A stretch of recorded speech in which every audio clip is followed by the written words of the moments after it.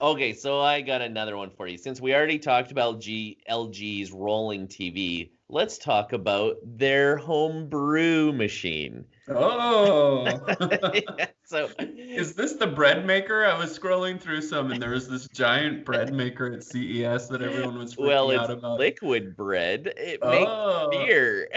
you know what? I think everyone's starving at this conference and everyone's looking for the food booths, is what I think. Well, this Yeah. is the beer booth.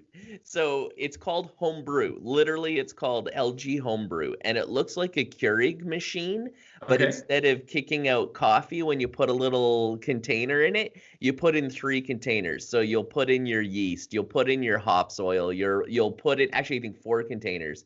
What else do I? Oh, your malt. And then some flavoring. So if Oh, you want to get into the craft beer side of oh things, you can put yeah. Just doing flavors and and then with the Keurig you take this little container and you put it in and you push the button and you got some coffee or yeah. hot chocolate instantly. Well, this one you take the little containers, you put them in and you push the button, and instantly in 2 weeks you've got beer. So 2 weeks. yeah. Well, it But beats the bathtub. yeah, it beats the bathtub. So I don't know. I got some buddies that are into craft beers, and Instantly, 2 weeks later. and they brew their own beers, and I think it takes longer than 2 weeks. Yeah, But yeah, yeah. if you're going to be crafting, and I'd like to ask our listeners this, who may be more into this than say you and I are, Right. I mean, I we're don't like to drink useless on these calories. Yeah. topics. So anyways, it's a craft. Like it's how you handle your malt and your hops, and like it's how you deal with it that makes the craft beer neat, and when they share it with their friends, they're like, it's all about the nuances. So I'm not sure if homebrew's really gonna make a big hit.